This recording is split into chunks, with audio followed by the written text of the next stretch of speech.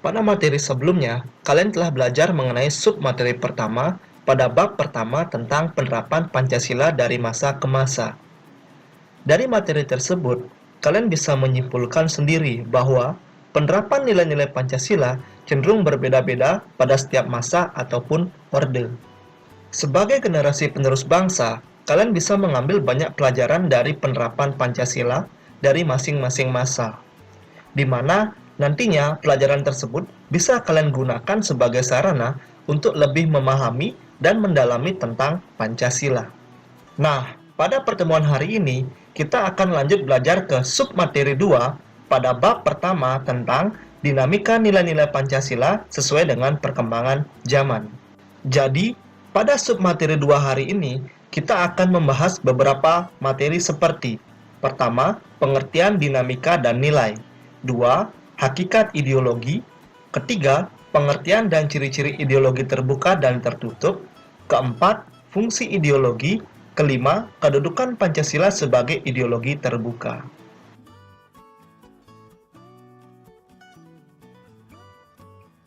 Untuk yang pertama, kita akan membahas tentang pengertian dinamika dan nilai. Jadi, dinamika merupakan suatu bentuk perubahan, baik yang sifatnya besar kecil atau cepat lambat, yang berhubungan dengan keadaan. Atau secara singkatnya, dinamika kita bisa artikan sebagai suatu perubahan yang berhubungan dengan keadaan. Sedangkan nilai berasal dari kata valeri, yang berarti kuat, baik, dan berharga. Secara singkat, nilai berarti suatu hal yang penting dan berguna bagi kehidupan manusia. Menurut Noto Nagoro, nilai dapat dibagi menjadi 3 macam, yaitu yang pertama, nilai material; yang kedua, nilai vital; yang ketiga, nilai kerohanian. Untuk penjabaran tentang nilai-nilai yang disampaikan oleh Noto Nagoro, bisa kalian lihat pada gambar di layar kalian masing-masing.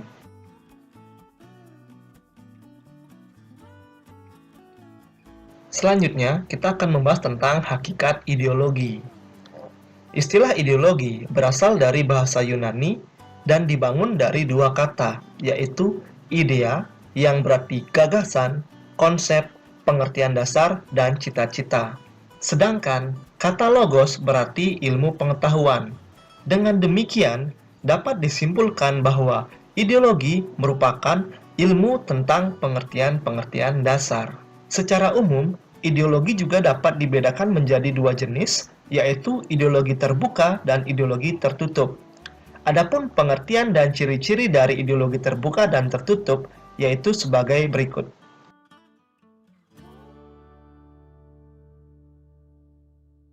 Pengertian ideologi terbuka.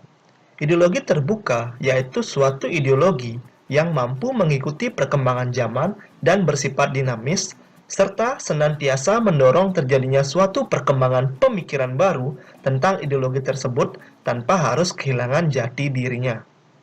Sedangkan ideologi tertutup merupakan suatu ajaran atau suatu ideologi yang tujuan dan norma politik dan sosialnya serta kebenarannya tidak boleh dipermasalahkan lagi dan harus diterima dan dipatuhi oleh semua anggota masyarakat.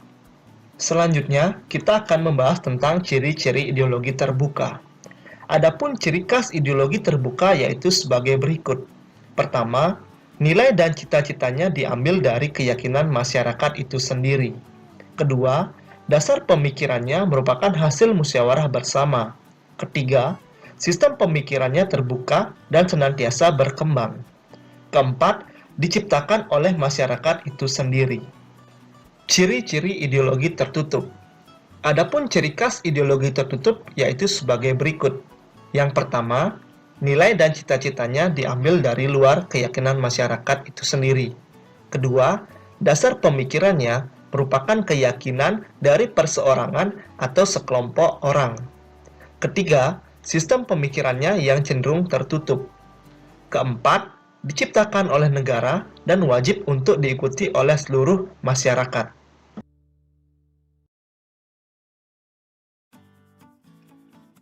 Selanjutnya, kita akan membahas tentang fungsi ideologi. Berdasarkan pengertian tentang ideologi sebelumnya, ideologi memiliki beberapa fungsi antara lain, Yang pertama, sebagai pedoman untuk berpikir dan bertindak.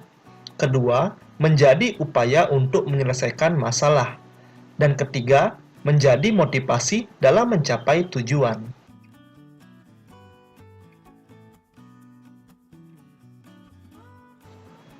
Untuk selanjutnya, kita akan membahas tentang kedudukan Pancasila sebagai ideologi terbuka. Kedudukan Pancasila sebagai ideologi terbuka mengandung arti bahwa Pancasila senantiasa mampu berinteraksi secara dinamis dan mampu mengikuti perkembangan zaman. Pancasila bersifat terbuka bukan berarti Pancasila terbuka terhadap pengaruh ideologi lain. Namun, justru Pancasila menjadi filter atas pengaruh dari ideologi lainnya.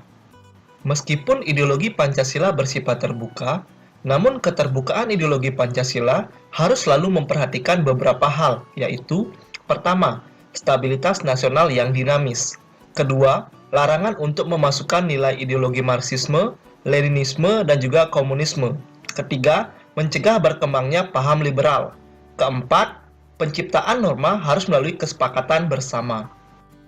Berdasarkan uraian tentang kedudukan Pancasila sebagai ideologi terbuka, maka keterbukaan ideologi Pancasila juga mengandung nilai-nilai sebagai berikut. Pertama, nilai dasar, yaitu tentang hakikat kelima sila. Dua, nilai instrumental, yaitu penjabaran dari nilai-nilai dasar. Tiga, nilai praksis, yaitu pelaksanaan dari nilai-nilai dasar dan juga nilai instrumental. Selain mengandung beberapa nilai, kedudukan Pancasila sebagai ideologi terbuka memiliki dimensi-dimensi sebagai berikut. Yang pertama yaitu ada dimensi idealisme. Dimensi ini menekankan tentang nilai dasar yang terkandung dalam Pancasila yang bersifat sistematis, rasional, dan menyeluruh.